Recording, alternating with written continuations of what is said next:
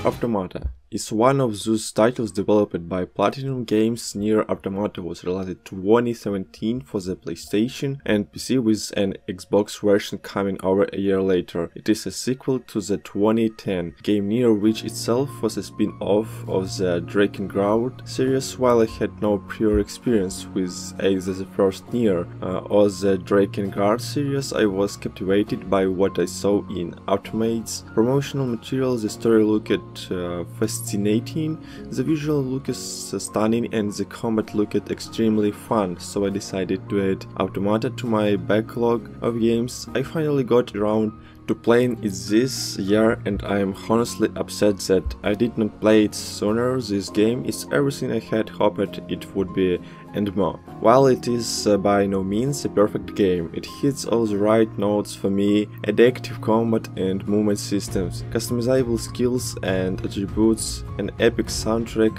and engaging story. All of those pieces work together to create one of the best games I have played this console generation. Now Automata has been around for 3 years at this point, and it has received its fair share of praise and attention. The game recently hit 4.5 million copies sold earlier this year. To recover and launch their counterattack, they created a group of androids known as Jorha, who are tasked with destroying the aliens and their machines, so humanity can finally return to Earth after a few thousand years. The machine army has yet to be defeated. Over the course of the game, you will play as 3 of those Georgia androids: 2B, 9C, and A2. Each character has their own stories to play through, which are pieced together to tell the overall story. Automata tells a very philosophical narrative that touches on the meaning of existence and the uncertainty that comes with it. I don't want to say much more about the game's plot because I don't want to spoil what happens. The one thing I will say is that Automata actually has multiple endings you will need to achieve and to unlock the full story. There are 26 endings in this game, but before you get concerned, only 5 of them are true canonical endings. The rest are asymptotic endings or alternative endings that are not canon for the story. For example, if you die during the opening prologue mission, you will be given this message followed by the credits in the title for ending V. Clearly not an actual ending for the game, just something they threw in there for fun. The 26 endings are categorized from A to Z, and only endings A, B, C, D, and E are the true endings. The game does not really explain this to you when you first start the game, so let me break it down for you in a way that might be easier to understand. Think of the game story as being split into 2 parts, which we'll call Act 1 and Act 2. Act 1 is made up of endings and B, while Act B was made up of endings C, D, and E. When you first start the game, you are immediately thrust into the role of Android 2B, and completing the story with her will result in ending. If you reload your save file after achieving ending, you will play through the exact same events, but this time as Android 9S events, so the story events are the same. There is contained information that is exclusive to each character's path, as well as exclusive missions for each character. Finishing 9's story will lead to ending B, and the conclusion of Act 1. Act 2 tells the rest of the story. He will alternate you playing between 9S and another android named A2, which will ultimately result in either ending C or D. Once both of those endings have been achieved, the game concludes with ending E. The game does not prompt you with notice about these other endings after completed paths A and B, but for someone unfamiliar with this type of storytelling, it can be confusing at first. However, once you gain many of these quests help flesh out the world, and it is character giving you a bit more insight into the story. All of the quest reward you with money and experience, while some of them give you additional items like consumables, weapon materials, and plugin chips, which I will cover in the next section.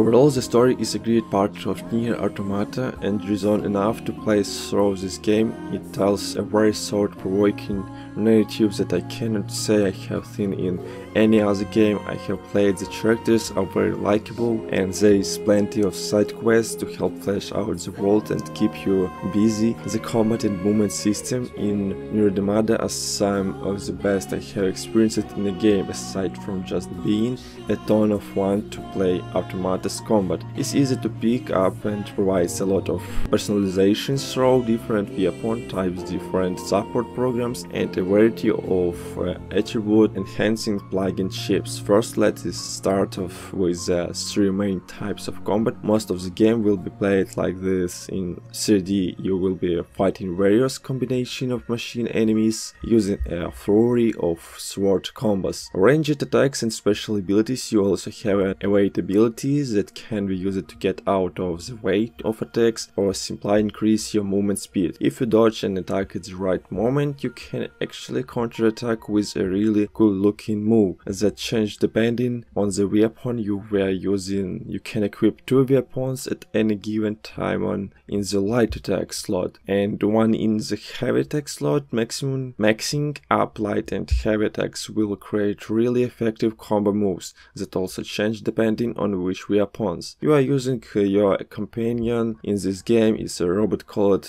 Pot 2, gives you a ranged attack and special abilities. Some examples of the special abilities include a focused laser beam and a shield that protects you from enemy ranged attacks. Well, you can upgrade each weapon to make them more powerful, and you can customize your attributes with different plugin chips. There is different weapon vendors found throughout the game that can upgrade your weapons if you have the proper materials. These materials can be found scattered throughout the world or earned as rewards through side quest upgrading. A weapon makes it stronger and can actually increase the number of light or heavy attacks you can do in a row with the particular weapon. Plugin chips allow you to improve your stats in some pretty helpful ways. There is a chip that increases your maximum health, one that increases your melee damage, and one that increases the range of your weight ability. Among many others, you have three sets of memory that can each be customized with their own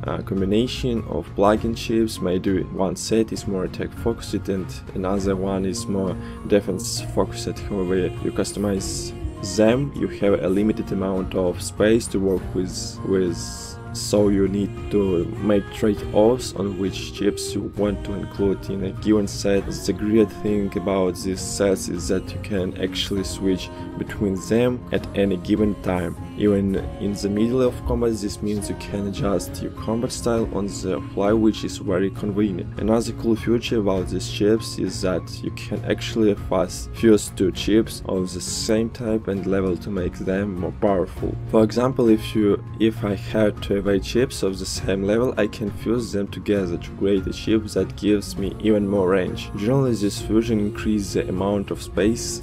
The last things I want to cover about this game are the movement systems, the difficulty and the soundtrack. Early this year I played and reviewed a game called Sunset Overdrive, and one of the things I mentioned in the review was how much fun it was to move around in that game, whether I was in a combat or just exploring the map. That is exactly how I feel about movement in NieR Automata. Moving around feels so fluid and precise. Whether you are fighting machines or making your way through a ruined city, it is so much fun using your dodge ability to increase your speed to just mess around like this. I think some people underestimate the importance of a good movement speed in a video game, and I want to emphasize that a big part of Automata plays so well is its excellent movement mechanics. The difficulty in this game is one of the few criticisms I have. There is 4 difficulty levels to choose from: easy, normal, hard and very hard. The easy difficulty basically has the gameplay for a while. The very hard difficulty has you die in one hit regardless of what hits you. I don't have any problem with those difficulties, mainly because I have not played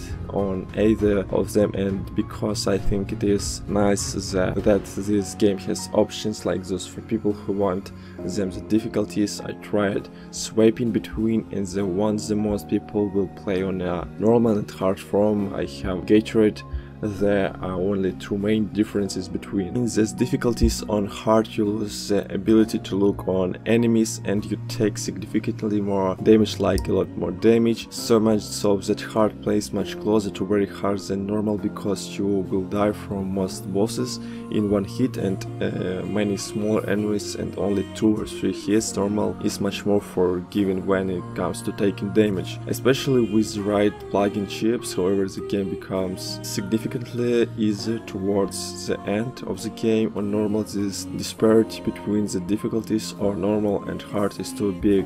In my opinion, there should be a mate in between these two that provides a challenge but is not as pushing as hard. Finally, the soundtrack is NieR Automata. It's amazing when I think of great video game soundtracks. I usually think of Nintendo games like The Legend of Zelda, Super Mario and Metroid games. Other titles like The Witcher and Final Fantasy XV also have incredible soundtracks. I consider the music in NieR Automata to be equal to or better than the music in many of these games. It is really that good. That is all I have to say about this incredible game. A great story, super big combat and movement systems, and an epic soundtrack combined to create a truly memorable gameplay experience. It really is one of the best games I have played this console generation, and potentially one of the best games I have ever played. I don't usually give that credit to the games I have just played until I see if I feel the same way about them years later. At the very least, it is in the running for the title. Thanks for watching and be sure to subscribe.